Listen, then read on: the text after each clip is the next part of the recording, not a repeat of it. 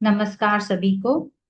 मैं हूं आपकी लाइफ कोच शुभा और आप सभी का स्वागत करती हूं हमारे बचपन के ट्रॉमा वर्क के दूसरे दिन में। आज हम जीवन के एक बहुत ही प्रारंभिक, कोमल और संवेदनशील चरण को छूने जा रहे हैं। जब हम अपनी माँ के गर्भ में आए और फिर अपने टॉडलर चरण तक पहुंचे, इस अवस्था में बच्चा शब्दों, तर्क या परिस्थितियों को नहीं समझता। वह केवल ऊर्जा, सुरक्षा और भावनात्मक उपस्थिति को महसूस करता है।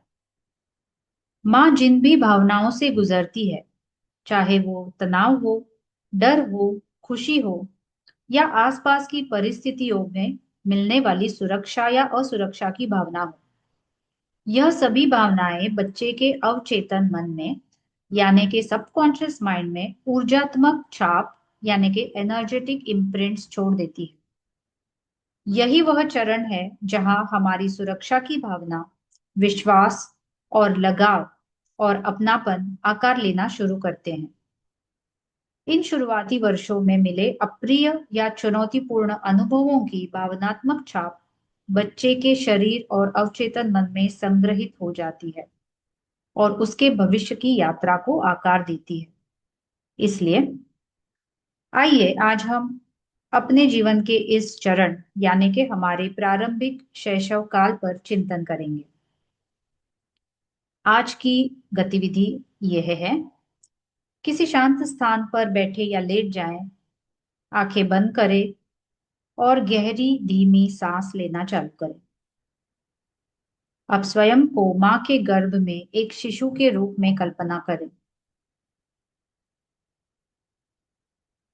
सिर्फ यह महसूस करने की कोशिश करें कि वह भ्रूण क्या अनुभव कर रहा होगा।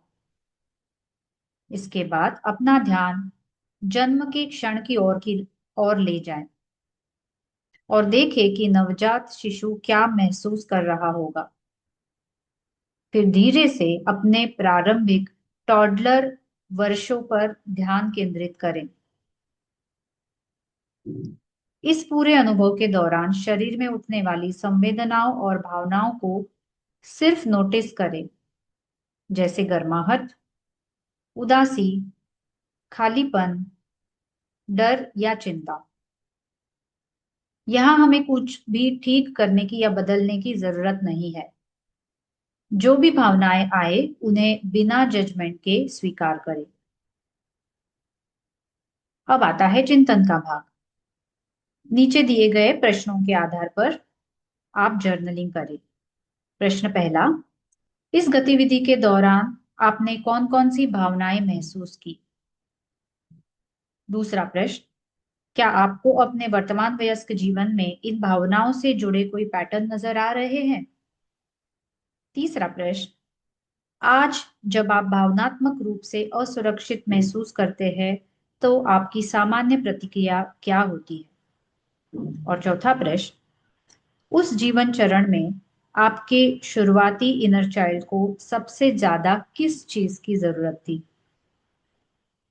अगर इस अभ्यास से जुड़ा कोई भी सवाल, शंका या उलझन हो तो कृपया नीचे कमेंट में जरूर पूछें।